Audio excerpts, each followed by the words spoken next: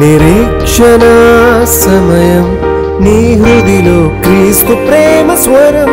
నిరీక్షణ సమయం ఇది సమాధాన సమయం.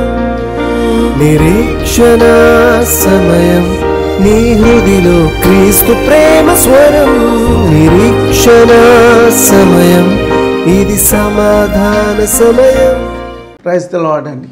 నిరీక్షణ సమయం ఆధ్యాత్మిక టీవీ కార్యక్రమానికి మిమ్మల్ని అందరినీ ప్రేమతో ఆహ్వానిస్తున్నాం. మనిషి అనేక రకాలైనటువంటి సమస్యలతో స్ట్రగుల్ అవుతున్నటువంటి రోజుల్లో ఇదిగో ఇలాంటి ఆధ్యాత్మిక కార్యక్రమాల ద్వారా మిమ్మల్ని బలపరిచేటువంటి ఒక మంచి ఉద్దేశంతో ఈ యొక్క టీవీ కార్యక్రమం ద్వారా యేసు ప్రభు యొక్క ప్రేమను మీకు తెలియచేయాలనేటువంటి ఒక ఉద్దేశంతో ఈ కార్యక్రమం ద్వారా మరొకసారి మీ వద్దకు రావడానికి దేవుడు నాకు సహాయం చేసినందుకు ప్రభువును స్తుతిస్తూ ఉన్నాను. యేసు ప్రభు వారు చెప్పిన మరి ఒక మాటను మనం ధ్యానం చేసుకుందాం. మార్కు సువార్త 8వ అధ్యాయము 36వ వచనము. ఒకడు సర్వలోకమును సంపాదించుకొని తన ప్రాణమును పోగొట్టుకొనుట వానికేమి ప్రయోజనము? మనుషుడు తన ప్రాణమునకు ప్రతిగా ఏమి ఇవ్వగలడు? యేసు ప్రభు వారు అనేకమైనటువంటి ఆధ్యాత్మిక బోధలను ఈ ప్రపంచానికి అందించాడు. వాటన్నిటిలో ఒక సారాంశాన్ని మనం చూస్తాం. అదేంటంటే మనిషి యొక్క జీవితం ఈ లోకంలో శాంతిగా సమాధానంగా ఉండాలి అని అంటే ఆ వ్యక్తి నిజమైనటువంటి దేవుణ్ణి తెలుసుకోవాలి అని. ఆ నిజమైన దేవుణ్ణి తెలుసుకోవటానికి మనుషులు అనేక రకమైనటువంటి ప్రయత్నాలు చేస్తూ ఉన్నారు. ఆ ప్రయత్నంలో యేసు ప్రభు నేనే మార్గమును, నేనే సత్యమును, నేనే జీవమును, నన్ను వెంబడించమనని తద్వారా వాళ్ళు ఈ లోకంలో వారి జీవితం సంతోషంగా సమాధానంగా సాగుతుందని, తదుపరి జీవితం తరువాత నిత్యత్వంలో కూడా వారు యుగయుగములు దేవునితో సంతోషంగా జీవించే ఒక జీవితాన్ని యేసు ప్రభు వారు మానవలోకానికి అందరికీ కూడాను తెలియచేశారు. అయితే మనిషి ఈ లోకంలో ఉండేటువంటి జీవితాన్ని గురించే ఎక్కువగా ఆలోచిస్తూ ఉన్నటువంటి పరిస్థితులు ఈరోజు మనం చూస్తున్నాం. అయితే దాని గురించి యేసు ప్రభు చెప్పాడు కదా, ఈ లోకంలో నా యందు విశ్వాసం ఉంచినటువంటి వారికి మరి వారి యొక్క అవసరతలను నేను తీరుస్తాను. వారు చేసేటువంటి పని ద్వారా వారు చేసేటువంటి మరి ఏ పనైనా సరే వారి యొక్క పోషణ జరగటానికి అది దేవుని హస్తాల్లో ఉంది కనుక వారికి ఆ విధమైనటువంటి ప్రొవిజన్ని యేసు ప్రభు ఏర్పాటు చేశాడు. అయితే మనిషి తన యొక్క ఆత్మను గురించి యేసు ప్రభు వారు ఇక్కడ చెప్తున్నాడు. ఎందుకంటే అనేక మంది ఈ లోకంలో ఉన్న వాటిని సంపాదించుకోవటం కోసమే వారి యొక్క జీవితకాలం అంతా కూడాను వారు ఖర్చు చేయటం మనం ఈనాడు చూస్తూ ఉన్నాం. అయితే వారు సంపాదించినటువంటి ఇహలోక సంబంధమైనటువంటి చిరచరాస్తులు ఏమైనా సరే అవి వారితో రావనని, వారికి దేవుడు ఏర్పాటు చేసినటువంటి ఒక మంచి ఒక స్థానం ఉందనని, దానికి ఆ వ్యక్తి ఈ లోకంలో ఒక మంచి ఆధ్యాత్మిక జీవితాన్ని అతడు యేసుక్రీస్తుని తెలుసుకొనటం ద్వారా ప్రారంభించాలి అని యేసు ప్రభు వారు ఇక్కడ చెప్తున్నారండి. ఒకడు ఈ లోకంలో ఉన్న సర్వస్వాన్ని సంపాదించుకునేటువంటి అవకాశం కూడా ఉన్నది. అంటే ఈ లోకంలో వారికి ఏ కొదువు లేకుండా జీవించటానికి శారీరకంగా అలానే భౌతికమైనటువంటి అనేక వనరులను ఆ వ్యక్తి సమకూర్చుకోవచ్చు. There is a possibility. ఎందుకంటే ఈ రోజున చాలామంది ధనవంతులను మనం చూస్తూ ఉన్నాం.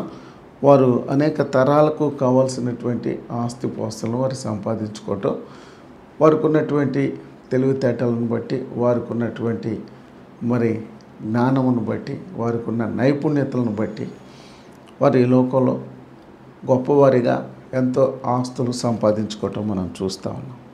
అయితే యేసు ప్రభు అంటున్నాడు, ఈ నేపథ్యంలో వారు తమ యొక్క ఆత్మను పోగొట్టుకునే ప్రమాదం ఉన్నది అంటున్నాడు. మరణం వచ్చినప్పుడు ఈ శరీరం నుంచి ఆత్మ వేరవుతుంది అనే సత్యం ప్రతి ఒక్కరికి తెలుసు. కాబట్టి ఆ సమయంలో తాను ఆత్మ కొరకై ఏ విధమైనటువంటి సిద్ధపాటు లేదు కనుక ఆ ఆత్మకు సంబంధించి తాను ఎలాంటి ప్రయత్నం చేయటం లేదు కనుక ఆ ఆత్మను ఎలాగ కాపాడుకోవాలో దానికోసం యేసు ప్రభు వారు ఏం చేశాడో ఆ వ్యక్తికి తెలియదు కనుక అతడు తన ఆత్మను శాశ్వతంగా పోగొట్టుకుంటాడు.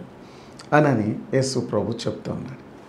ప్రియ సహోదరి సహోదరులారా, ఒక మనిషి ఈ లోకంలో తన ఆత్మను ఏ విధంగా పోగొట్టుకోగలడో బైబిల్లో 3 విషయాలు తెలియచేస్తూ ఉన్నది. నెంబర్ 1 ఏంటంటే, మొదటి, ఒక వ్యక్తి ఈ శరీరానికి ఇచ్చేటువంటి ఆ ప్రాధాన్యత లేదా ప్రాముఖ్యత తన ఆత్మకు ఇవ్వకపోవటం వలన ఆ ఆత్మ మరి నశించిపోతుంది.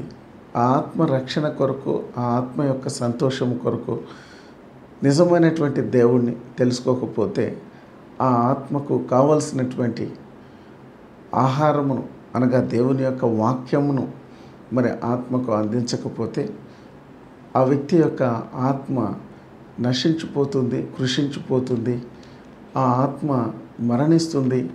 ఆ ఆత్మకు ఆహారం లేకపోతే ఆ ఆత్మ క్రమంగా చనిపోతుంది. ఇట్ విల్ డై అని బైబిల్ సెలవిస్తూ ఉన్నది. బైబిల్లో యేసు ప్రభువారు మనుషుడు రొట్టె వలన జీవించడు కానీ దేవుని నోట నుండి వచ్చు ప్రతి మాట వలన జీవిస్తాడు అని యేసు ప్రభువారు చెప్పారు. నిజానికి యేసు ప్రభువారు చెప్పినటువంటి ఈ యొక్క మాట ప్రతి ఒక్కరు ఆలోచించాల్సిన విషయం. ఒకడు ఈ లోకమంతా సంపాదించుకొని తన ఆత్మను పోగొట్టుకుంటే దానికంటే దుఃఖకరమైనటువంటి విషయం ఈ లోకంలో మరి ఒకటి లేదు అని. అది ఎలా సాధ్యమవుతుందో బైబిల్లో మనం చూడగలం. యేసు ప్రభువారు 2 వ్యక్తుల గురించి చెప్పారు. లూకాసు వార్త 16వ అధ్యాయంలో 19 నుంచి 31 వచనాల వరకు ఈ యొక్క వృత్తాంతాన్ని మనం చూస్తాం. ఒక వ్యక్తి తన శరీరానికి చాలా మంచి ప్రొవిజన్స్ ఏర్పాటు చేశాడు. అంటే శరీరానికి కావాల్సినటువంటి ఏర్పాట్లు చాలా విపరీతంగా ఏర్పాటు చేశాడు.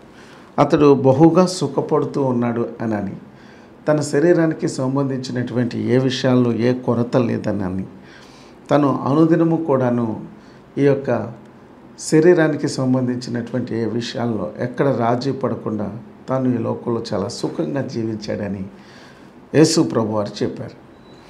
తర్వాత తన ఇంటి దగ్గరే ఉన్నటువంటి, తన ఇంటి ముందు వాకిట పడి ఉన్న మరి ఒక వ్యక్తిని గురించి కూడా యేసు ప్రభువారు చెప్తూ, ఈ వ్యక్తి తన శరీరానికి సంబంధించిన మినిమం అతను కలిగి ఉన్నాడు కానీ తన ఆత్మను గురించి చాలా శ్రద్ధ తీసుకొని ఉన్నట్లుగా మనం ఇక్కడ చూస్తాం. ఎందుకంటే అతడు దేవుని యందు భయభక్తులు కలిగి జీవించాడు. తన యొక్క ఆత్మకు కావలసినటువంటి దేవుని యొక్క వాక్యము అయినటువంటి ధర్మశాస్త్రాన్ని అతడు బాగా ఎరిగినవాడిగా ఉన్నాడు. దేవుని గురించి, తన యొక్క ఆత్మను గురించినటువంటి విషయాలు, సహజంగా దేవుని గురించి ఆలోచించే వాళ్ళందరూ కూడా తమ ఆత్మను గురించి తప్పకుండా ఆలోచిస్తారు. ఒక వ్యక్తి తన ఆత్మను గురించి ఆలోచిస్తున్నాడంటే తప్పనిసరిగా దేవుని గురించి ఆలోచిస్తారు. ఎందుకంటే ఇది దేవుని దగ్గర నుంచి వచ్చినటువంటి యొక్క పదార్థం. సో ఈ వ్యక్తి తన ఆత్మను ఎంత శ్రద్ధగా చూసుకున్నాడో మనం చూస్తే, అతడు చనిపోయినప్పుడు తన ఆత్మ సజీవముగా ఉన్నది, చాలా సౌలభ్యంగా ఉన్నది, ఆరోగ్యంగా ఉన్నది. తన శరీరానికి ఉన్నటువంటి ఏ వ్యాధి కూడా తన ఆత్మకు లేదు. కాబట్టి దేవుని దూతల చేత అతడు పరలోకానికి కొనుపోబడ్డాడు. కాబట్టి తన ఆత్మను విషయమై శ్రద్ధ తీసుకున్నటువంటి ఒక వ్యక్తి భేదవాడైతే అతని పేరు లాజరు అని బైబిల్ చెప్తా ఉంది. అయితే తన శరీరాన్ని మాత్రమే పట్టుకొని తన ఆత్మకు సంబంధించినటువంటి ఏ ఆలోచన లేనటువంటి వ్యక్తి తాను చనిపోయిన తర్వాత తన ఆత్మ మరణించిన స్థితిలోనే నిత్య నరకానికి వెళుతుంది అనేటువంటి అవగాహన లేనటువంటి వ్యక్తి ధనవంతుడు. నా ప్రియ సహోదరి సహోదరుడా, యేసు ప్రభు యేసయ్య ప్రతి ఒక్క వ్యక్తి ఈ లోకంలో ఉన్నప్పుడు తన పాపం నుంచి విడుదల పొందడం కొరకు ఒక మార్గాన్ని ఏర్పాటు చేశాడు. అదే యేసుక్రీస్తు యొక్క రక్షణ మార్గం. ఆయన కల్వరి శిలువ మీద తన ప్రాణాన్ని అర్పించి ప్రతి మానవునికి ఈ యొక్క పాపం నుంచి విడుదల పొందటానికి ఏర్పాటు చేశాడు. అంటే ఈ ఆత్మను ప్రతి ఒక్క వ్యక్తి కూడాను రక్షించుకోవటానికి ఆ యొక్క ఏర్పాటు ఈ రోజున మనందరికీ కూడాను అందుబాటులో ఉన్నది. అందుకని బైబిల్ ఇలా చెప్తా ఉంది, ఇదే రక్షణ దినము, ఇదే అనుకూలమైనటువంటి సమయం. కాబట్టి ఈ సమయాన్ని ఒకవేళ మీరు ఈ లోకంలో మీరు అన్నీ కలిగి ఉండవచ్చు. మీ శరీరానికి ఉద్యోగము, వ్యాపారము, శరీర ఆరోగ్యము, కుటుంబము అన్నీ ఉండవచ్చు. కానీ ఆత్మకు రక్షణ లేకపోతే మరణించిన మరుక్షణమే అది నిత్యమైన నరకంలోనికి మరణించిన స్థితిలో వెళ్ళిపోతుంది. సో యేసు ప్రభు చెప్పినటువంటి ఈ యొక్క గొప్ప సత్యంలో మొట్టమొదట మనం చూస్తున్నాం, ఏ వ్యక్తి అయితే తన ఆత్మను గురించి శ్రద్ధ తీసుకోవడం, తన ఆత్మకు ఆహారం లేదా తన ఆత్మకు రక్షణ భాగ్యాన్ని యేసుక్రీస్తు ద్వారా పొందుకోవడం, పాపం నుంచి విడుదల పొందడం, ఆ వ్యక్తి ఆత్మీయంగా చనిపోయినటువంటి వ్యక్తి. శారీరకంగా అతను బ్రతికి ఉండవచ్చు, మంచి ఆరోగ్యం కలిగి ఉండవచ్చు, కానీ అతను ఆత్మీయంగా చనిపోయినటువంటి వ్యక్తి. ఇదే బైబిల్ మరి ఒక మాట చెప్తాం, మీరు పాపముల చేత అపరాధముల చేత చచ్చిన వారై ఉన్నారు, అయితే యేసుక్రీస్తు ద్వారా మీరు బ్రతికారు అని బైబిల్ చెప్తుంది. ప్రియ సహోదరి సహోదరులారా, యేసుక్రీస్తు మనలను ఈ లోకంలో సంపాదించుకున్నటువంటి ధనం కోసం కాకుండా, ఒకడు సర్వలోకమును సంపాదించుకుని తన ఆత్మను పోగొట్టుకోకుండా తెలివిగా ఆ ఆత్మను ఆదా చేసుకొని నిత్యత్వంలో తన వ్యక్తిత్వమైనటువంటి ఆత్మతో సజీవులుగా క్రీస్తు రాజ్యంలో ఉండేటువంటి అవకాశం. రెండవది, a man can lose his soul by trampling his soul. తన ఆత్మను మరి ఎవరైతే పట్టించుకోకుండా ఇహలోక సంబంధమైనటువంటి వాటితోటే వారు ఆనందిస్తూ ఉంటే వారి ఆత్మ అణగారిపోతుంది. వారి ఆత్మీయ జీవితం, ఆత్మీయ యొక్క విలువలన్నిటువంటివి అన్నీ కూడాను వ్యర్థమైపోయి చివరికి వారు తమ ఆత్మను పోగొట్టుకుంటారు, లేదా తమ ఆత్మను వారు నష్టపోతారు. ఇంకొక మాటలో చెప్పాలంటే తమను తామే నష్టపోయేటువంటి వారిగా ఉంటారు. ఇది చాలా గొప్ప నష్టంగా యేసు ప్రభు వారు చెప్తా ఉన్నాడు. మార్కు సువార్త 4వ అధ్యాయము 18వ వచనం, ఇతరులు ముళ్ళ పొదలలో విత్తబడిన వారు వీరు వాక్యము విందురు, కానీ ఐహిక విచారములు, ధనమోసము మరి ఇతరమైన అపేక్షలు లోపలికి చొచ్చి వాక్యమును అణిచివేయటం వలన ఆ వాక్యము వారి జీవితంలో నిష్ప్రయోజనం అవుతుంది. ఈ రోజున ఒక వ్యక్తి రక్షణ పొందాడు, లేదా ఒక వ్యక్తి తన జీవితాన్ని మార్చుకున్నాడు, తాను పాపినని గ్రహించగలిగాడు అంటే కేవలం ఆ వ్యక్తి యేసు ప్రభు యొక్క సువార్తను వినటం ద్వారా మాత్రమే వారి యొక్క అంతరంగ హృదయంలో ఈ పశ్చాత్తాపము కలుగుతుంది. అలాంటి పశ్చాత్తాపము దేవుని యొక్క వాక్యం ద్వారా మాత్రమే కలుగుతుంది. అందుకే ఈ వాక్యమును మీకు ఈ టీవీ కార్యక్రమాల ద్వారా మీకు అందించడం జరుగుతుంది.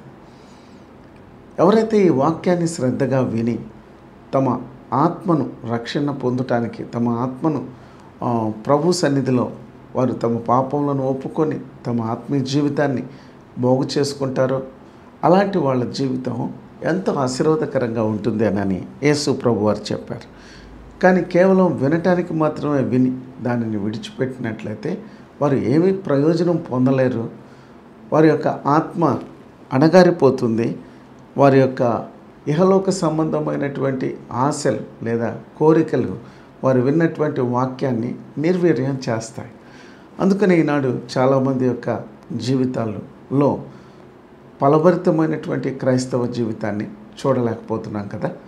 దానికి కారణం వారు వినేటువంటి వాక్యము వారి యొక్క అంతరంగ హృదయాలలో అది లోతుల్లోనికి వెళ్ళి వారిని మరి ఎక్కువగా నిత్యత్వాన్ని గురించి, యేసుక్రీస్తు యొక్క శిలువ త్యాగాన్ని గురించి, వారి యొక్క ఆత్మీయ జీవితాన్ని గురించి ఆలోచించకపోవటం వల్లనే కదా కంటికి కనబడేటువంటి ఈ లోకం మీద వారికి ఉన్నటువంటి ఆసక్తి నిత్యత్వంలో యుగయుగములు జీవించేటువంటి ఆ నిత్య జీవాన్ని గురించినటువంటి ఆలోచన లేకపోవటం వారి యొక్క ఆత్మ అణగారిపోతుంది. యేసు ప్రభువారు ఒక వ్యక్తిని గురించి ఇలా చెప్పాడు, అతడు తండ్రి దగ్గర నుంచి బహుదూర ప్రాంతానికి వెళ్ళిపోయాడని, తండ్రి యొక్క ఆస్తిని, ఇహలోక సంబంధమైన ఆస్తిని తీసుకున్నాడనని, దుర్వ్యాపారం వలన తన దగ్గర ఉన్నటువంటి ధనవంతా పోగొట్టుకున్నాడు.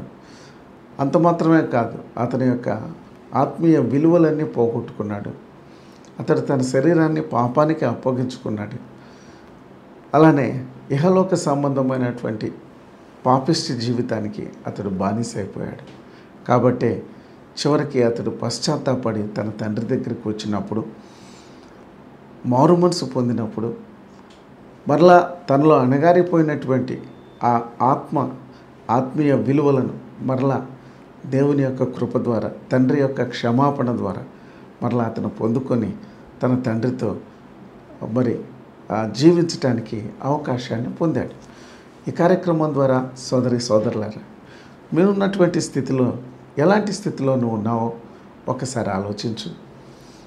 ఏ పరిస్థితుల్లో నీ ఆత్మ అణిగిపోయినటువంటి స్థితిలో ఉన్నదో చూడు. ఒకవేళ మీరు వాక్యాన్ని చదివేటువంటి వ్యక్తులు అవ్వచ్చు, సంఘానికి క్రమంగా వెళ్ళేవాళ్ళు అయి ఉండొచ్చు. అయితే ఇక్కడ యేసు ప్రభు చెప్పాడు, ఈ విత్తువాని ఉపమానంలో 3 రకాలైనటువంటి నేలలు, 3 రకాలైనటువంటి వివిధ మనస్తత్వాలు ఉన్నటువంటి వాక్యాన్ని వినేటువంటి వారికి యేసు ప్రభు పోల్చాడు. వారిలో ఒక రకం, 4వ రకం నేలను గురించి యేసు ప్రభు చెప్పాడు. 20వ వచనం, మంచి నేలను విత్తబడిన వారు ఎవరనగా వాక్యమును విని దానిని అంగీకరించి 30 60 100 ఫలించిన వారని వారితో చెప్పాడు. చూడండి, ఒకటి లోకమంతా సంపాదించుకొని తన ఆత్మను పోగొట్టుకుంటున్నాడు. చివరికి శరీరం మట్టికి మట్టి అయిపోతుంది. తాను సంపాదించిన ఆ ఇహలోక సంబంధమైన ఆస్తులన్నీ విడిచిపెట్టి వెళ్ళిపోతున్నాడు. కానీ చివరికి తన ఆత్మను పోగొట్టుకున్నాడు. నిత్య నరకానికి వెళ్ళిపోతున్నాడు మనిషి. ధనవంతుడు నిత్య నరకంలోకి వెళ్ళినట్లుగా ఈనాడు అనేక మంది క్రీస్తు లేకుండా వారు ఎలాగా ఈ లోకంలో జీవిస్తున్నారో మనం చూస్తూనే ఉన్నాం కదా. కానీ మంచి నేలలో పడ్డ విత్తనం తమ ఆత్మను గురించి ఆలోచించేటువంటి వారు, యేసయ్య వారి కోసం చేసినటువంటి త్యాగాన్ని గురించి ఆలోచించి వారి జీవితం ఇలాగా ఉంటే యేసు ప్రభుతో వారు జీవించటానికే అనర్హులనని గమనించి పశ్చాత్తాపడి మారు మనసు పొంది బాప్తిస్మం పొంది సంఘంలో చేర్చబడిన వారే యేసు ప్రభుతో మంచి సత్సంబంధాన్ని కలిగి జీవించేటువంటి వారు. అలాంటి వారిగా నీవు ఎందుకు మారకూడదు? ఇప్పుడే ఈ కార్యక్రమం ద్వారా యేసు ప్రభువా, నేను పాపిని, నేను ఈ లోకంలో నేను అన్నీ కలిగి ఉన్నాను, కానీ నా ఆత్మ పోగొట్టుకునే స్థితిలో నేను ఉన్నాను. ఇది జారిపోయేటువంటిదనని, ఇది క్షణికమైనటువంటిదనని, మనిషి యొక్క జీవితం క్షణభంగురమైనదనని బైబిల్ సెలవిస్తుంది. మిత్రమా, ఈనాడు చూసిన మనుషులు రేపు లేకపోవచ్చు, ఈనాడున్న పరిస్థితులు రేపు లేకపోవచ్చు. అయితే యేసు నీతో ఎల్లప్పుడూ ఉండేటువంటి దేవుడు. 3వదిగా యేసు ప్రభు వారు చెప్పాడు, ఒక వ్యక్తి తన జీవితాన్ని పాపమునకు అమ్ముడు పోవటం ద్వారా, తాను పాపమునకు అప్పగించుకోవటం ద్వారా, సాతానుకు అప్పగించుకోవటం ద్వారా తన ఆత్మను పోగొట్టుకునే ప్రమాదం ఉంది అని బైబిల్ సెలవిస్తూ ఉంది. ఈ లోకంలో మనం ఏమి సంపాదించుకుంటున్నాము అనేటువంటి దానికంటే, నేను క్రీస్తును సంపాదించుకున్నాను, యేసుక్రీస్తు మార్గంలో నేను నడుస్తున్నాను, నాకు ఈ లోకంలో ఆయన నాకు సమస్తాన్ని అనుగ్రహించేటువంటి దేవుడు. యేసును నమ్మినటువంటి వారి జీవితాలు ఎంత ఆశీర్వాదకరంగా ఉంటున్నాయో, ఆనందంగా ఉంటున్నాయో, సంతృప్తికరంగా ఉంటున్నాయో ఈనాడు మనం అనేకులను చూస్తూ ఉన్నాం కదా. కాబట్టి యేసుక్రీస్తును ఎవరైతే విశ్వసించలేదో వారిని సాతాను వెంటనే క్యాష్ చేసుకుంటుందని బైబిల్ సెలవిస్తాం. బైబిల్లో రోమాపత్రిక 7వ అధ్యాయంలో 24వ వచనం, అయ్యో నేనెంత దౌర్భాగ్యుడను, ఇట్టి మరణమునకు లోనగు శరీరము నుండి నన్నెవరు విడిపించును. మన ప్రభువైన యేసుక్రీస్తు ద్వారా దేవునికి కృతజ్ఞతాస్తుతులు చెల్లించుచున్నాను. ఇక్కడ తాను నిజమైనటువంటి దేవుడు యేసు ప్రభువును తెలుసుకోకపోవటం వలన తాను ఎలాంటి పాపానికి బానిసైపోయాడంటే, పాపం అంటే చాలామంది అనుకునేటువంటిది ఏంటంటే దేవుణ్ణి తెలుసుకొని ఆయన మార్గంలో నడవకపోవటం, దేవుని యొక్క ఉద్దేశం మనిషిని సృష్టించింది దేని కొరకో, దాని కొరకు మనిషి జీవించకపోవటమే పాపం అని బైబిల్ చాలా స్పష్టంగా చెబుతుంది. గురి లేనటువంటి జీవితం, లేకపోతే వారి యొక్క జీవితంలో ఒక ప్రాథమికంగా వారు నీతి, పరిశుద్ధత, యథార్థత అనేటువంటి విలువలను కలిగి జీవించకపోవటమే మనిషి పాపంలో ఉన్నట్లుగా బైబిల్ సెలవిస్తూ ఉంది. రోమపత్రికలోనే ఇక్కడ ఆ భక్తుడే చెప్తా ఉన్నాడు. తర్వాత అతడు తన పాపంలో నుంచి బయటకు వచ్చి ఒక మంచి గురి కలిగి జీవించాడో, ఒక మంచి విలువలు కలిగిన వ్యక్తిగా జీవించడం మనం ఇక్కడ చూస్తాం. తాను అంటున్న మాట ఏంటంటే, ఇదిగో ధర్మశాస్త్రము ఆత్మ సంబంధమైనదని ఎరుగుదును, అయితే నేను పాపమునకు అమ్మబడి శరీర సంబంధినై ఉన్నాను. ఎలయనగా నేను చేయనది నేను ఎరుగను, నేను నిశ్చయించున్నది చేయక ద్వేషించున్నది చేయుచున్నాను. పాపము తనను ఎలాగా బంధించిందో ఈనాడు అనేక మంది ఇదే స్థితిలో ఉన్నట్లుగా మనం చూస్తూ ఉన్నాం. అందుకే అలాంటి వారిని విడిపించడానికే యేసు ప్రభు ఇక్కడికి వచ్చాడు, ఈ లోకానికి వచ్చాడు. ఆయన కల్వరి సిలువలో తన యొక్క ప్రాణాన్ని అర్పించాడు.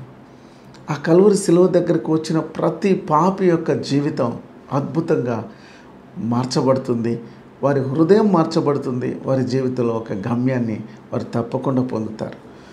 పాపి పశ్చాత్తాపడినప్పుడు తన యొక్క జీవితంలో ఒక గమ్యాన్ని పరిశుద్ధాత్మ దేవుడు అనుగ్రహిస్తాడు. కనుకనే వారి యొక్క జీవితం క్రీస్తు వలె, క్రీస్తు కొరకు, క్రీస్తులాగా జీవించాలని ఈ లోకంలో జీవిస్తాడు. ఈ లోకమంతా సంపాదించుకొని చివరికి తన వ్యక్తిత్వాన్ని, తన యొక్క ఆత్మను, తన యొక్క జీవితాన్ని పోగొట్టుకుంటున్నాడు మనిషి. యేసు ప్రభు చెప్పిన మాటలో ఉన్నటువంటి గొప్ప ఉద్దేశం ఏంటంటే, what is a profit for a man if he gains the whole world and lost his soul. అతడు లోకమంతా సంపాదించుకున్నాడు, తన ఆత్మను పోగొట్టుకుంటే అతనికి ఏమి ప్రయోజనము అని అన్నాడు. ఎవరు ఈ విధంగా ఈ లోకంలో ఎవరన్నా ఏదైనా కొంత సంపాదించుకోగలరు, కానీ ఈ లోకమంతా సంపాదించుకోవటం కష్టం కదండి. వాళ్ళ లైఫ్ స్పాన్లో ఎంతో కొంత సంపాదించుకుంటారు. కానీ యేసు ప్రభు ఒక వ్యక్తిని గురించి చెప్పినట్లుగా ఇక్కడ మనం చూస్తాం. ఒక ధనవంతుడైనటువంటి వ్యక్తి, ఒక ప్రపంచాన్ని జయించినటువంటి వ్యక్తిని గురించి, అలెగ్జాండర్ ది గ్రేట్ అనేటువంటి ఒక వ్యక్తి ఈ లోకమంతా సంపాదించినటువంటి వ్యక్తిగా చరిత్రలో మనం చూస్తాం. అతనికి జగదేక వీరుడు అనే పేరు ఉన్నది. అతడు జయించడానికి ఏ రాజ్యాలు లేనట్లుగా ఆ దినాల్లో గ్రీకు సామ్రాజ్యాన్ని తన హెడ్ క్వార్టర్గా పెట్టుకొని ప్రపంచాన్ని ఏలినటువంటి వ్యక్తిగా మనం అలెగ్జాండర్ ది గ్రేట్ అనే వ్యక్తిని గురించి చెప్తాను. అతడు 33.5 సంవత్సరాలకి తన ఆత్మను పోగొట్టుకున్నాడు, తన జీవితాన్ని పోగొట్టుకున్నాడు, తను చనిపోయాడు యవ్వన కాలంలోనే. ఆ వ్యక్తి వెళ్తా ఏం తీసుకొని వెళ్ళాడు? యేసు ప్రభు అన్నాడు, ఒక్కడి అన్నాడు. అంటే అతని పేరు చెప్పడానికి యేసు ప్రభు ఇష్టపడకపోవచ్చు, కానీ మనలందరినీ కూడాను మరి హెచ్చరిస్తూ చెప్తున్నాడు కదా. ఎలా చనిపోయాడు? ఈ లోకంలో ఏమైనా తీసుకొని వెళ్ళాడా? అతను 3 కోరికలు కూడాను స్పష్టంగా చెప్తాడు. తను చనిపోయినప్పుడు మరి తన శవపేటికను డాక్టర్లు మోయాలనని, ఎందుకంటే తనకు వచ్చిన వ్యాధిని డాక్టర్లు బాగు చేయలేకపోయారు. అలానే తను వెళ్ళేటప్పుడు తన శరీరం మీద వెండి నాణ్యాలు, తను సంపాదించిన వెండి నాణ్యాలు వేసుకుంటా తీసుకొని వెళ్ళమన్నాడు. తన 3 కోరికల్లో 3వ కోరిక తన 2 చేతులు బయట పెట్టి సమాధి చేయమన్నాడు. ఎందుకంటే ఆ 2 చేతులతో, ఖాళీ చేతులతో వచ్చాను, ఖాళీ చేతులతో ఈ ప్రపంచాన్ని, ఈ లోకాన్ని విడిచి వెళ్ళిపోతున్నాను. ఇది తన యొక్క విషాద గాథ. అలానే జరిగించారు. అందుకని యేసు ప్రభు ఈ లోకంలో ఒకడు సర్వలోకమును సంపాదించుకొని తన ఆత్మను పోగొట్టుకుంటే ఏం ప్రయోజనం? ఇంగ్లీష్ బైబిల్లో సోల్ అని ఉంటుంది, తెలుగు బైబిల్లో ప్రాణం అని ఉంటుంది. కాబట్టి సోల్ అనేటువంటిది ప్రాణం అందరికి ఉంటుంది, జంతువులకు కూడా ఉంటుంది, కానీ ఆత్మ మనిషికి మాత్రమే ఉన్నట్లుగా మనం దేవుని యొక్క వాక్యమైన బైబిల్ సత్యం చెబుతా ఉన్నది. కాబట్టి మనిషి తన యొక్క ఆత్మ అనగా తన యొక్క జీవితాన్ని రేపు నిత్యత్వంలో యేసు లేనటువంటి, అంటే దేవుడు లేనటువంటి నరకంలో ఏ వ్యక్తి ఉండకూడదని, నన్ షుడ్ పెరిష్ అని దేవుడు ఈ సువార్త ద్వారా నిన్ను ఆహ్వానిస్తున్నాడు. వస్తారా? అందుకే ఈరోజే, ఈ క్షణమే, ఉన్నపాటుని ప్రభువా నన్ను రక్షించు, నన్ను నేను పోగొట్టుకునే స్థితిలో నా జీవితాన్ని నేను ఈ లోకానికి బానిసగా, పాపానికి బానిసగా జీవిస్తున్నాను, నాకు విడుదల దయచేయమని అడిగితే ప్రభు తప్పనిసరిగా మీకు ఒక గొప్ప విడుదలను ఇవ్వగలడు. అందుకు మీరు ఇష్టపడితే మీకోసం ఒక ప్రార్థన. ప్రేమ కలిగిన తండ్రి, ఈ లోకంలో మేము జీవించే జీవితంలో మేమేమి సంపాదించుకుంటున్నాం అనేది చాలా ముఖ్యం. ఈ లోకంలో జీవించటం కేవలం ఈ లోకం కొరకే కాదు, కానీ నిత్యత్వం కొరకు నువ్వు మా కొరకు సిద్ధపరిచిన ఆ మంచి జీవితం కొరకు ప్రతి ఒక్కరు సిద్ధపడాలని, నేను మీ కొరకు వచ్చాను, నీ కొరకు ప్రాణం ఇచ్చాను, నిన్ను నేను ప్రేమిస్తున్నానని ఈ కార్యక్రమాన్ని వీక్షిస్తున్న ప్రతి ఒక్కరిని మీరు ఆహ్వానిస్తున్నారు. స్పందించటానికి, పాప క్షమాపణ పొందుకోవటానికి, నీకు వారి జీవితాలను సమర్పించుకొని నీ బిడ్డలుగా జీవించే భాగ్యం దయచేయమని యేసు నామములో స్తుతించి ప్రార్థిస్తున్నాను. ఆమేన్. Thank you. ఒంటరితనముతో, ఓదార్పు లేక, ప్రేమించేవారు లేక, జీవితంలో నిరాశ, నిస్పృహలో ఉన్నవారికి ఆ ప్రభు ప్రేమను రుచి చూడాలని, మీ జీవితాలను మరియు మీ కుటుంబాలను ఆనందంతో నింపుకోవాలని ఆశపడేవారికి ఇదే మా ఆహ్వానం. మన గుంటూరు పట్టణంలో నెహ్రూ నగర్ 7వ లైన్లోని house of prayer fellowship church నందు జరిగే ఆదివారం ఆరాధనకు మిమ్మల్ని ఆహ్వానించుచున్నాము. ఆదివారం ఆరాధన సమయం ఉదయం 10:30 దైవజనులు సోల్మన్ రెడ్డి గారు వాక్యమును అందించి మీ అన్ని అవసరతల కొరకు ప్రార్థిస్తారు. మా address house of prayer fellowship church, Nehru Nagar 9th line, Guntur. మా సెల్ ఫోన్ నంబర్ 9394782237 మరియు మా ఉదయకాలపు ఆరాధన ఆర్టీసీ కాలనీలోని house of prayer fellowship church నందు 8 గంటల నుండి 10 గంటల వరకు జరుగును. అడ్రస్ ఆర్టీసీ కాలనీ 1వ లైన్, గుంటూరు. మా ఫోన్ నంబర్ 9394782237. అందరూ ఆహ్వానితులే.